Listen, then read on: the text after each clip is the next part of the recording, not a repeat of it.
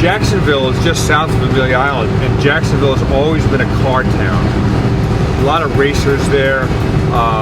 Rumo's Porsche is based there. There's stock car racers there. There's collectors there. Hurley Haywood lives there. It's a good town. So we decided, well, after Amelia Island, let's go in to check out some cars in and around the Jacksonville area. So it's a slight rain right now. I don't like to drive the Woody in the rain, but what the heck. So we're driving towards Jacksonville, Florida to check out some old race cars that I know about.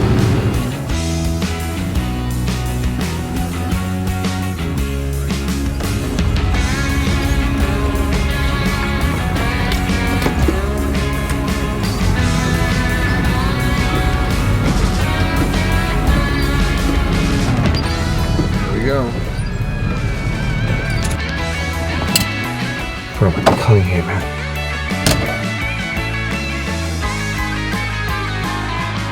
I'm gonna admit something now that you never would have imagined, but Tom Carter used to race a Pinto, and I'm one of the people who actually like Pintos. I didn't get scared about all that fireball stuff that made the press a long time ago.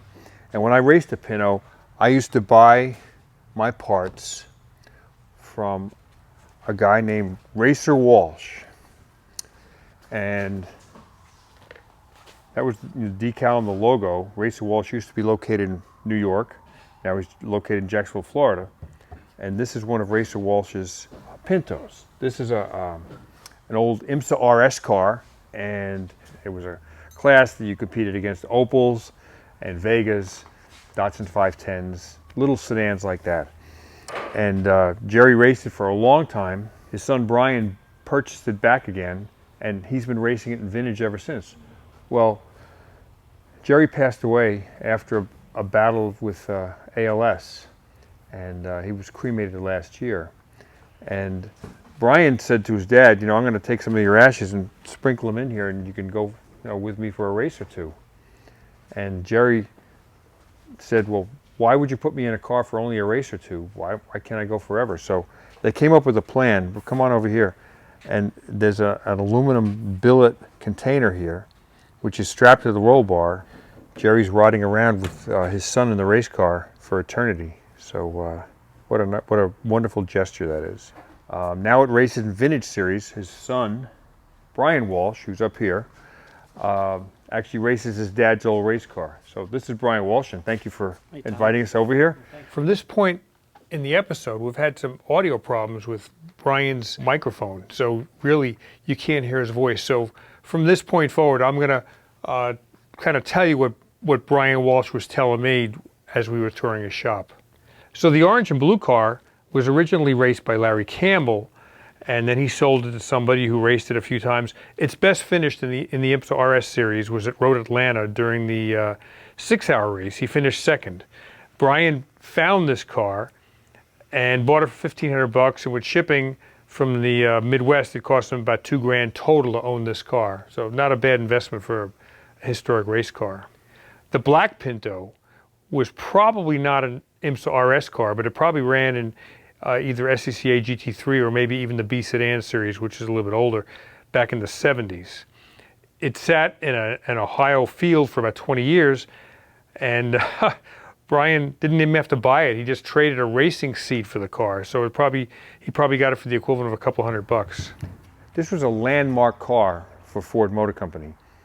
It was a simple car, small car. It was compact. I got good gas mileage. It was inexpensive. I bought a Pinto brand new for $1,900 and probably $95 in '74. They were underappreciated.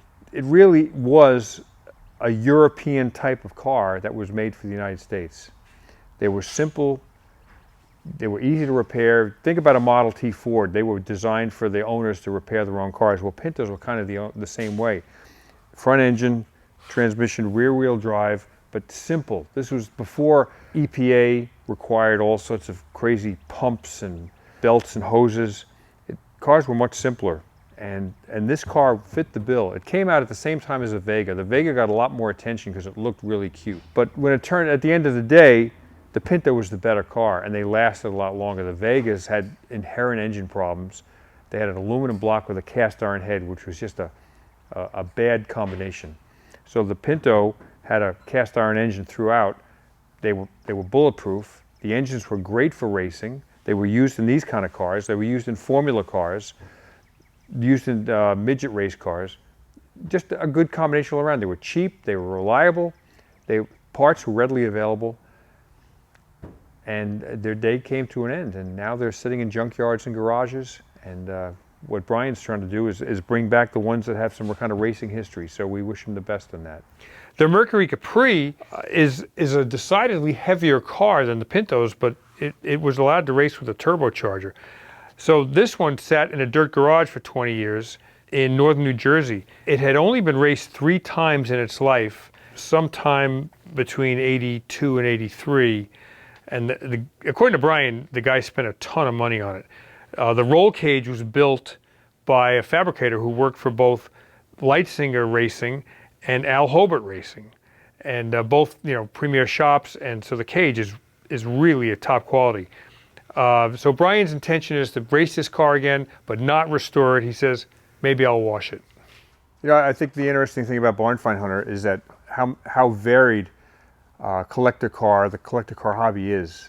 We can find Cobras and Ferraris and be excited about those, but we can find Pintos, Capris, and be excited about those too. There's different tastes for everybody in the automotive enthusiast world. So, here's a guy that's going out of his way to bring back old race cars that a lot of people would just trash and bring them back to life. Thank you. Thanks, now we barged in on his world today because he's frantically installing a rebuilt 2300cc racing engine to go to Sebring this weekend. So he's leaving tomorrow. First thing in the morning. Well, good luck, man. Thank you. Thanks. Thanks for stopping by. So not only is Brian restoring old race cars, he's trying to restore an old race car series. And so keep your eye on the internet. Most of these races are held on the East Coast now, but maybe they'll go national someday. And you'll be able to see Pintos and Vegas and Datsun 510s and Toyotas and Opels racing around road circuits. It's great fun. Hopefully a gremlin or two. And a gremlin or two.